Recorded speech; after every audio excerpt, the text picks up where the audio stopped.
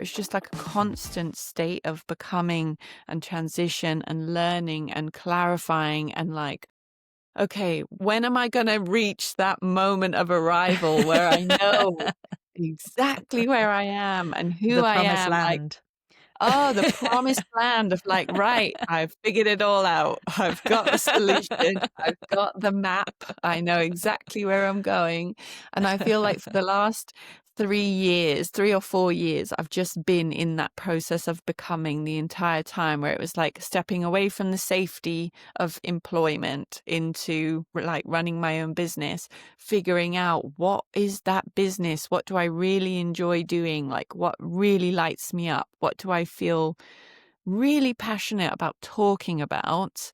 Trying to figure out is that viable? Can I actually make money from it? What does that look like? What offerings does that translate into? Do I enjoy offering those things? Because that's been a huge piece as well. It's like, okay, what does that look like if I am a coach now that offers, this kind of service? Is it a one-to-one? Is it speaking? Is it this? Is it that? Do I want to do that? Like there's so much figuring out that needs to happen. But I feel like I'm finally years down the line at a point where I'm like, okay, I know who I am now. I know what I want to talk about. I know what, where I can be of service in the world, because my whole thing has always been, I want to have impact, real world impact, and watch it ripple out in a really big way. And I now feel like I've finally arrived at that point, but it's been so scary and disorienting and so like, I mean, it might look on the surface like I have things figured out all the time, but I haven't for a very long time. And I've just been learning as I go and finding my feet. And it's challenged me extremely deeply, because as a perfectionist, everything was figured out and I made it look like, smooth sailing, whatever I was doing.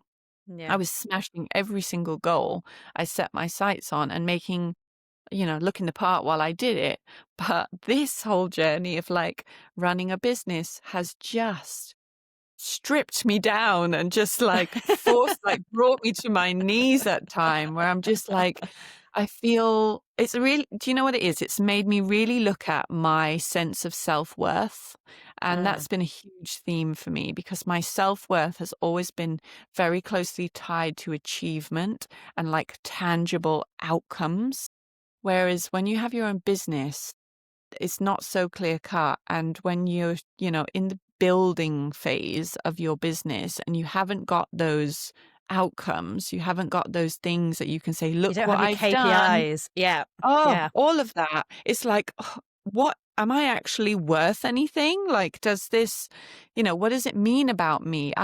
That's been the key piece of my journey, I would say, over the last 3 or 4 years, has been untangling my, self-worth and my feelings around myself with external outcomes, and just learning to trust that I am moving and I will get there, but it's slow and I'm still valuable and I still, have something important to say and to share and impact to have, but it's building. So that's a very long-winded answer. Oh God, Tuesday, I love it. I think there are probably, I mean, I'm not so organized to have my pen and paper next to me. I do, but I'm not writing things down. I think there's so many things I was like, right, we can talk about this, we can talk about this, because it is so complex and layered. And I Gosh, think yeah. the the sort of experience that you describe will be so relatable, because it's this idea of I mean, building a business is like holding up a mirror to Yeah, yourself in so many completely. ways. It's very challenging. It's exactly the right word that you used, because it's so full of highs and lows, and you have this big ambition, but getting there is not a straight path, and you're going to fail a lot. And if you're going to succeed, you have to be willing to, and you have to bounce back. And that's what it's all about. It's a game of bouncing back until you hit the thing that works.